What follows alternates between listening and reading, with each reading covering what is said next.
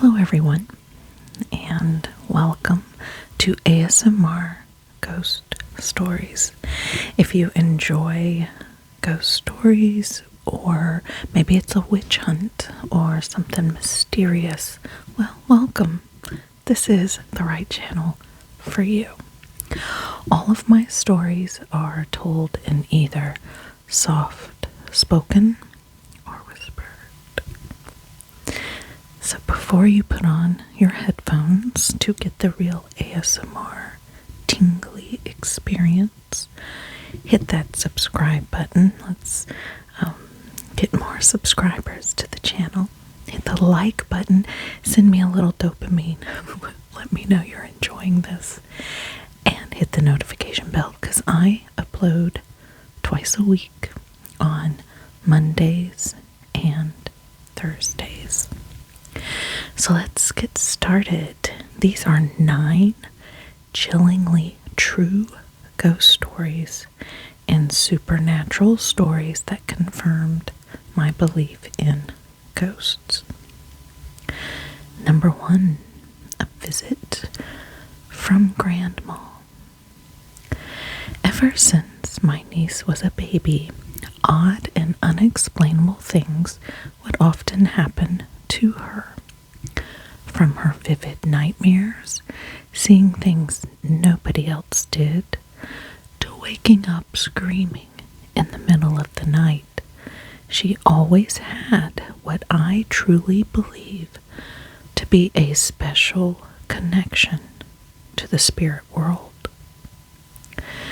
When she was about 5 years old, our grandmother sadly passed away. We really didn't know how to break the news to her just yet, so my sister decided to wait, at least until she could be calm enough to talk about it without immediately breaking down in tears.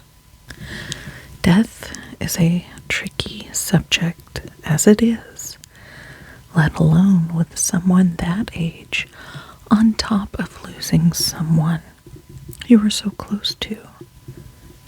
We made sure to never mention it to my niece or even around her, and we were very careful. As days went by, we knew she had no idea our grandmother had passed. Then, just days before the funeral, my niece woke up screaming in the middle of the night. She ran into her parents' bedroom, breathing heavy, all the color flushed from her face. My sister woke up instantly, and could see the terror in my niece's eyes. "What's wrong?" she yelled. Through the shortness of her breath, in between the quick and tiny inhales and exhales, my niece answered, "Grandma was in my room, hiding behind my curtain." "Why is she in my room, Mommy?" "She really scared me. I don't understand." My sister hugged her and could feel her little heart pounding fast and hard. They slowly walked back into my niece's bedroom together. When they entered, no one was there, but the curtain was slowly moving back and forth. It was as if our grandma was giving one last goodbye to my niece, even though my niece had no idea she was even gone. Number 2, a real-life poltergeist. My fiancé owns a barber shop, and every day he hears all kinds of stories from a vast array of people. One of his clients, who is a regular at the shop, started to tell my fiancé about the haunted happenings going on at his house one day. As months went by, the stories became more terrifying each time this client would come in. This man and his wife and his son moved into the third floor of a 3-story home, with the 2 other floors remaining vacant. After a few weeks of settling in, it began.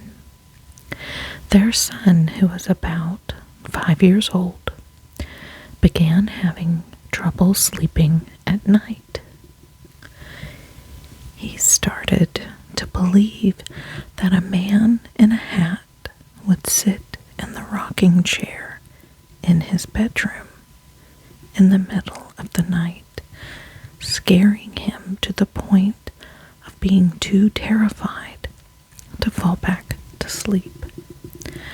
The man kept showing up more frequently, but the parents brushed it off as bad dreams or anxiety about moving into the new place.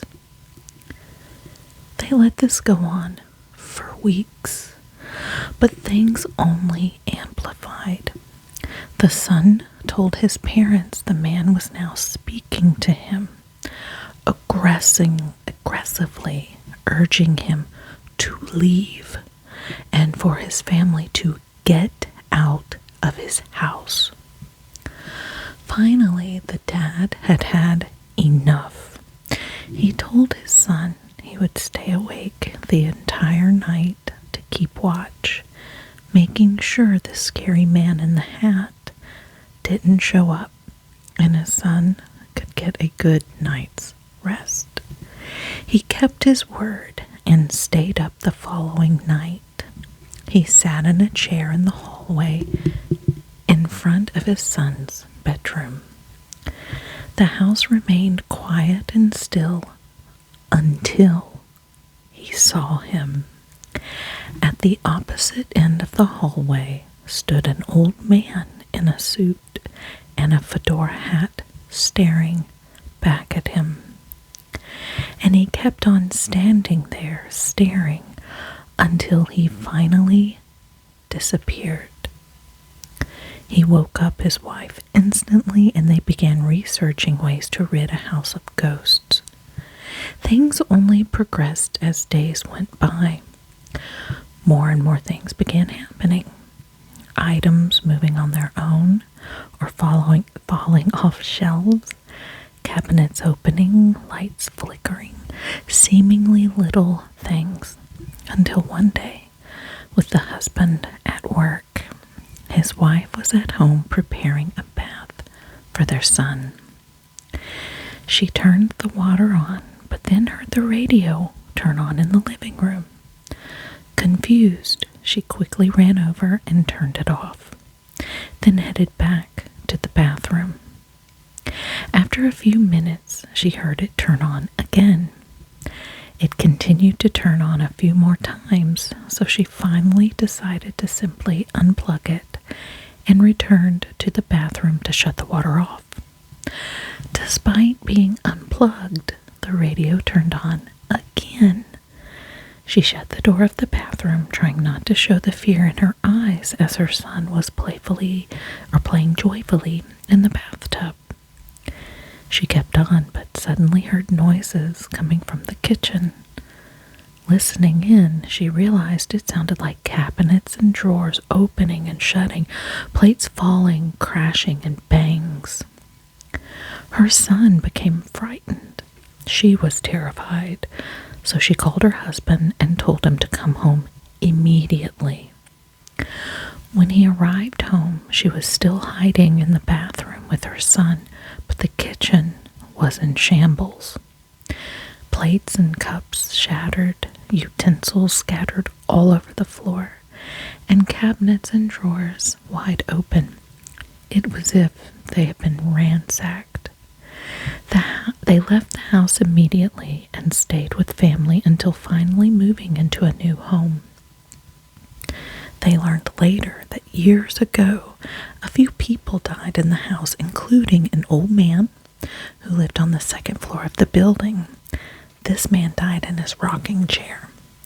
He was also known to be mean and angry and spent his whole life in that house, Guests were never really welcomed, and apparently they still aren't.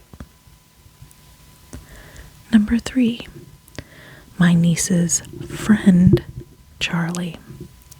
For years, my niece would talk about Charlie, which we all assumed was an imaginary friend. One time I was in the car with her while my sister ran into the grocery store. We were just chatting about random things. She was about 6 years old at the time. She was saying the cutest things, so I started to take a video of her. After a few minutes of random chatter, her face suddenly changed. A seriousness fell over her. She looked up at me and said, "Charlie's in here." Goosebumps ran up my arm. I asked, "Who?"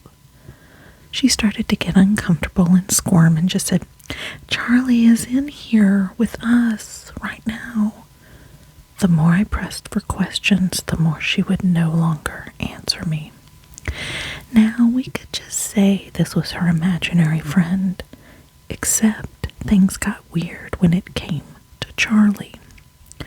One night, my sister was giving my niece a bath. After all this time, we assumed Charlie was a boy. But this night, my niece explained that Charlie was actually a girl, and not just any girl. It was apparently a girl who used to be friends with our grandmother.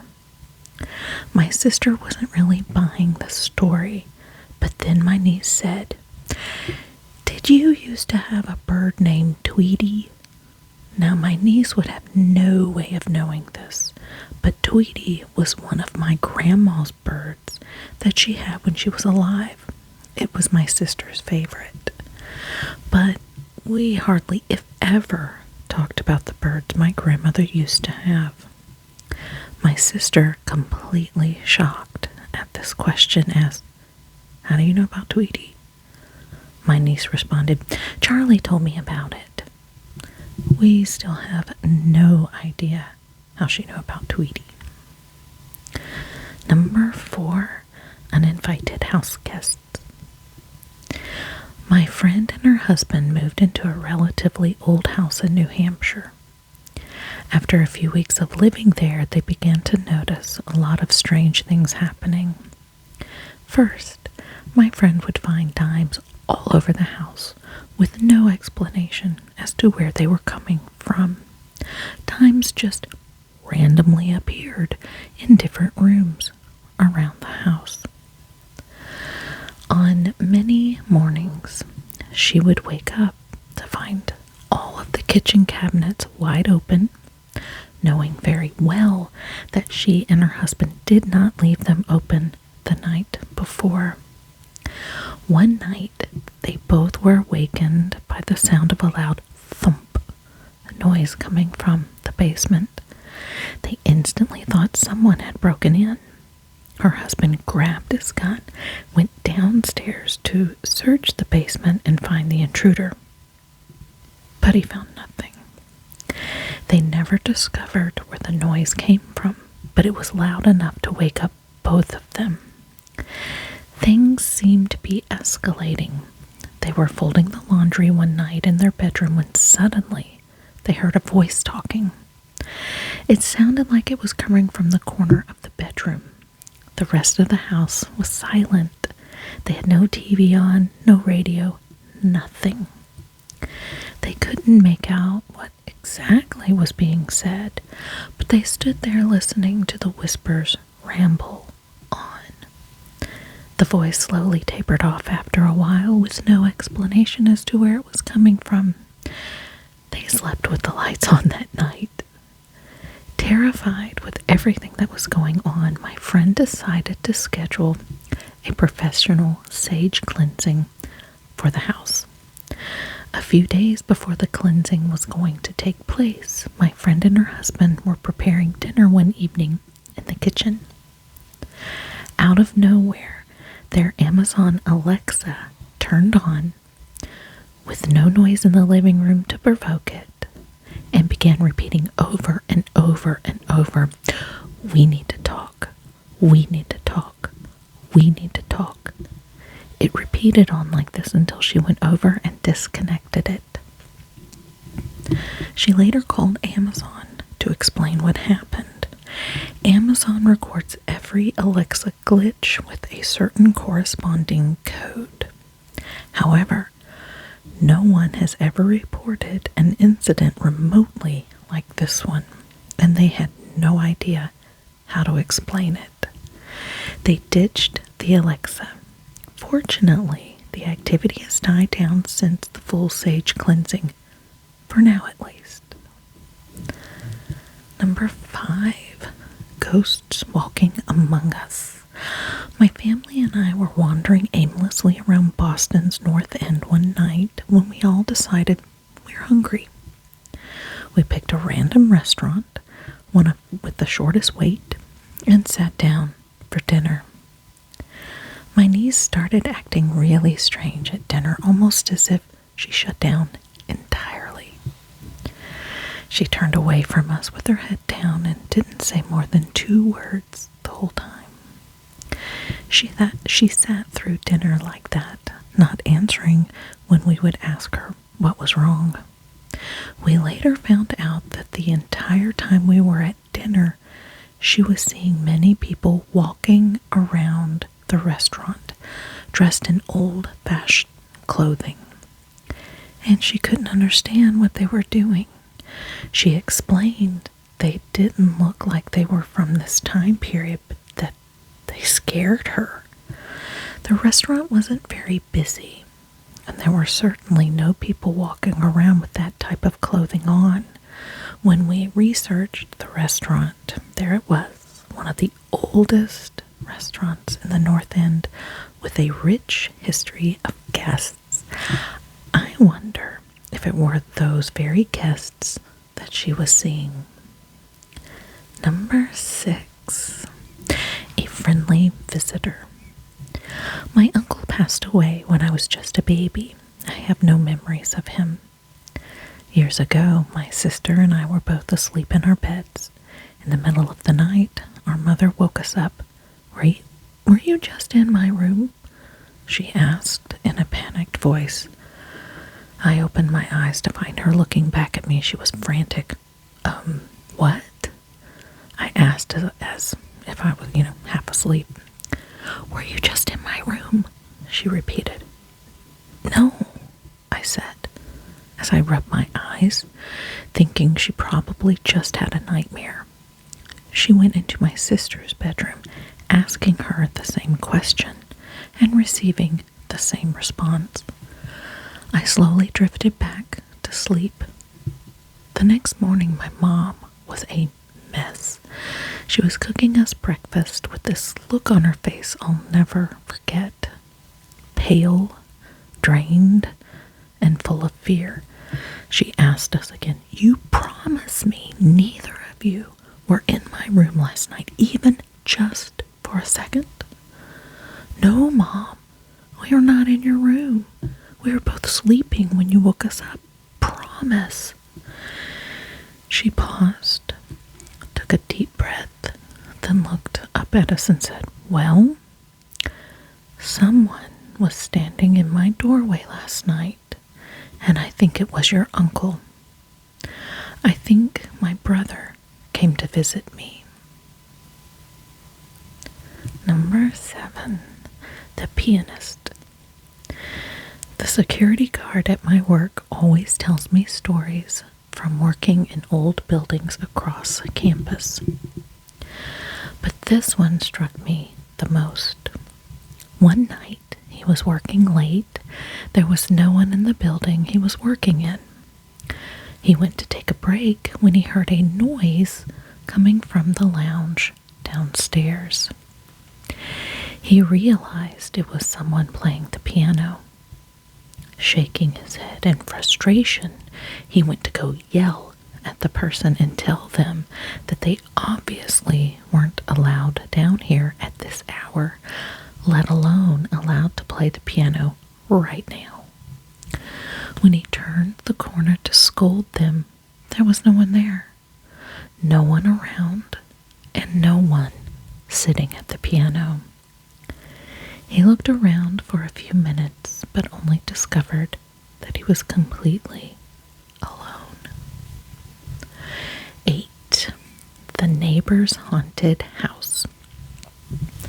My fiance's mom told me this story about their neighbor once, and I always talk about it when the topic of ghosts come up.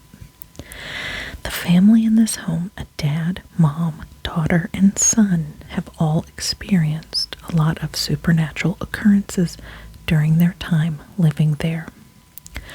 One evening after dinner, the teenage son was going upstairs to his room.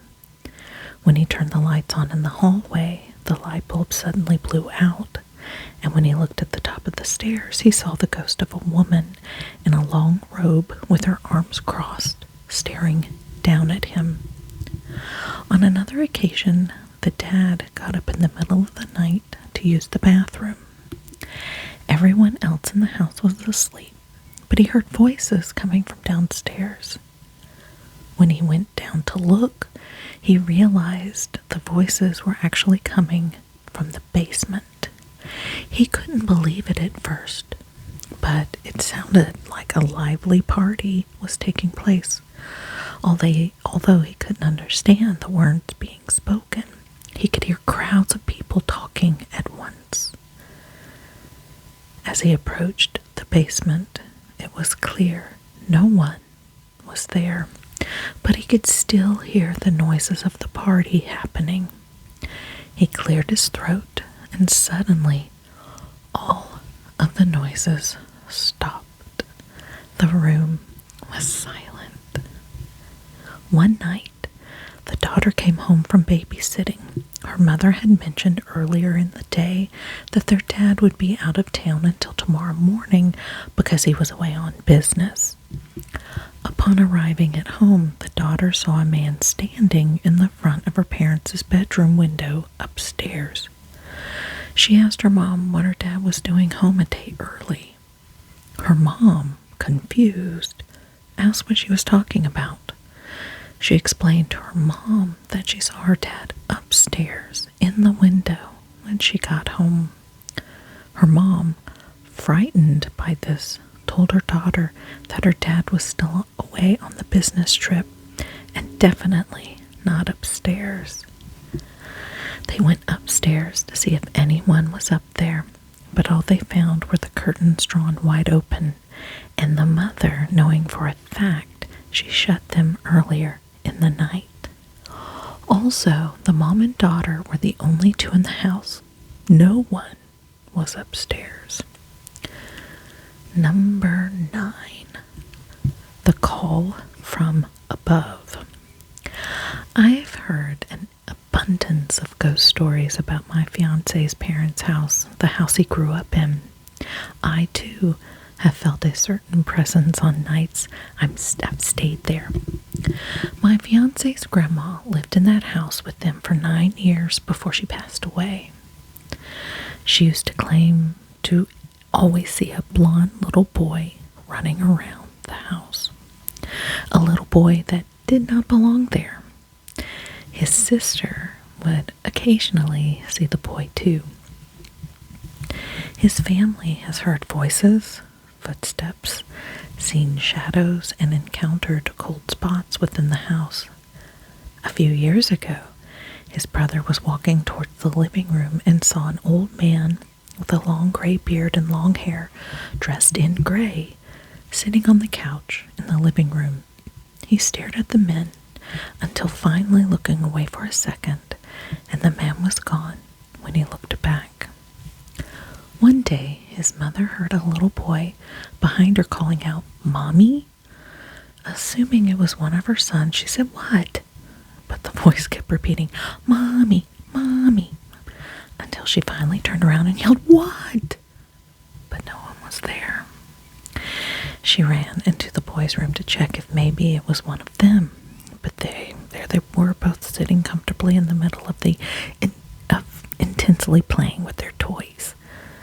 She thinks it may have been the blonde little boy who was calling her. My fiance's aunt was visiting from Florida, and she was in the house alone one day. The phone rang, and and she answered to find a person, not a robot, on the other line asking, "May I please speak to Muriel?" Muriel was her mother, my fiance's grandmother. She was taken aback by the question because she hasn't heard anyone looking for her mom in quite some time. Confused, she replied, I'm sorry, Muriel passed away many years ago." The person said, "Oh, I'm sorry to hear that," and abruptly hung up. A little unnerved, she went on the caller ID and wrote the number down. She Googled it but found nothing. She called back and the number was no longer in service. And that concludes our stories. And I have to say, the number 9 story with the music party that sounds like it was happening sounds a lot like what had happened in my house when I was growing up. My mom, and I've done a story on this, so check out one of my earlier stories called My Personal Ghost Story. But my mom would always hear the music coming from the walls, and it sounded like a lot of conversations happening, but you couldn't make out what they were saying. And she would look and look and look and look, and you couldn't find it. There wasn't anything in the neighborhood, or I'd say neighborhood, we were on a main street. Nothing was going on, no extra noises, parties, music, people, late at night. And when my parents came home one night, my dad was like, "Dagnabbit." I think he said something far worse than that. But he's like, "The girls left on their radio, or they still have people here and they're not supposed to. It's 2 o'clock in the morning, what have you." And my mom was like, "Go search for it. It's the music in the walls." My dad's like, "There's no music in the walls." Mom's like, "Go find it." He searched, could never find it. And there was another story where my mom was home because we knew that a girl died in our house. I don't know how long ago it was, like 100 years ago. And my mom was home and it would call out, "Mommy, Mommy." Yeah, she would freak out.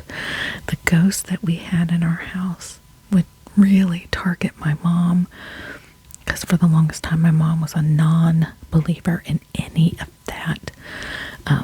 She's, one of those like real strong Southern Baptist believers that, believes the Bible from front cover to back cover, and then when you pass away, you're immediately in the presence with God. And so we would always say, "Well, explain that. How do you explain that?" I did have somebody comment the other day that that ghosts aren't real. It's just our imagination. I was like, well, I think millions of people must have really strong imaginations, but the fact that ghost experiences and sightings have happened to so many people for years and years and years and years and years. So I find it interesting. And there's a lot of things that can't just happen with the imagination, especially when several people experience the same things. Check out my story, My Personal Ghost Story, and I have many stories, and I know I was probably even leaving out some. I'm sure that there are more, and I need to talk to my family and get more stories. I'm sure there's more, but those are the ones that I just come up like at the top of my head. So anyway, that does conclude today's episode. So if you enjoyed that, hit the subscribe button. Let's get some more subscribers on here so I can get my stories out to more people. And if you did like this, hit that like button. I really do appreciate it. And the notification bell. I do upload twice a week on Mondays and Thursdays. So if you have a story of your own or a topic, comment below and I'll do some research. Or if you have your own personal story you would like read, email me. My email is in the description box. So until then, everybody, stay